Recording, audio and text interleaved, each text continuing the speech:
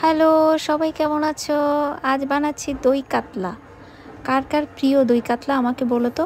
তোমরা কি এভাবে বানাও নাকি অন্য কোনো উপায়ে?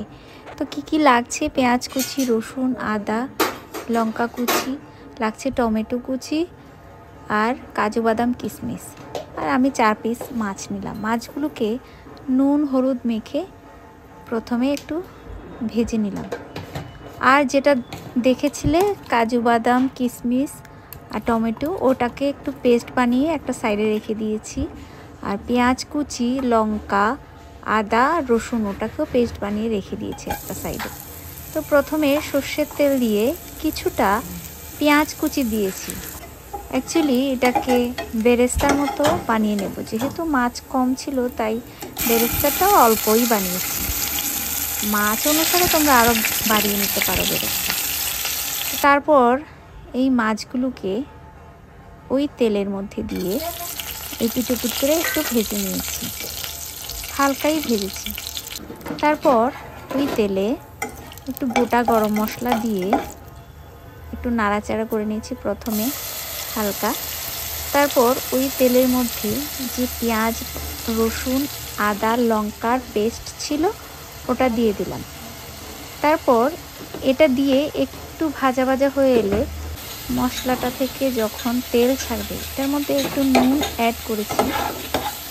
যেহেতু রান্নাটা একটু সাদা সাদা হবে সেজন্য আলাদা করে আর হলুদ দিলাম না। কাঁচা লঙ্কা কুচি যেহেতু আগেই পেস্ট বানিয়ে নিচ্ছি সেজন্য দুটো গোটা কাঁচা লঙ্কা দিয়ে দিয়েছি। যদি পরে ঝাল লাগবে দরকার লাগে মিশিয়ে নেব। তারপর মশলাটা একটু ভেজে নেওয়ার পর তারপর ওই টমেটো কাজু বাদাম আর কিশমিশের যে পেস্ট ছিল সেটা দিয়ে দিলাম। এটাকেও একটু হালকা ভেজে নিয়েছি।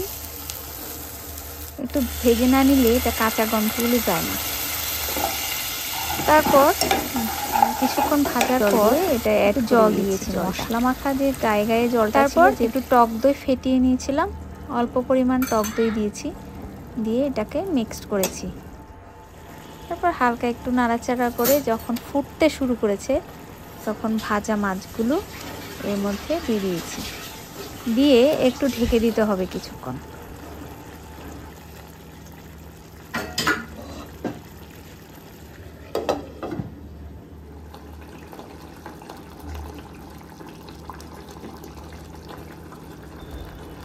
এভাবে কিছুক্ষণ চলার পর অ্যাটলিস্ট 5-7 মিনিট হওয়ার পর যখন ঢাকনা খুলে দেখে নেব মোটামুটি একটু ঘন হয়ে এসছে গ্রেভিটা, তার মধ্যে একটু গরম মশলা গুঁড়ো দিয়ে দিয়েছি।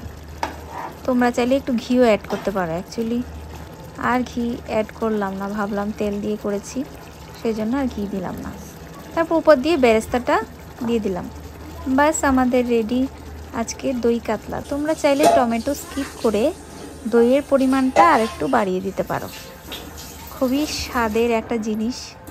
আমরা রেগুলার কাতলা মাছ অন্যভাবে খেয়ে থাকি, এটা বানিয়ে মাঝে মাঝে খাওয়াই যায়, বা মাছের কালিয়া বানিয়েও খাওয়া যায়, অনেকটা এরকম স্টাইলই হয়। তো এভাবে বানিয়ে সবাই খেয়ে নিও, আমরাও খেয়ে নিই তাহলে ভাত দিয়ে।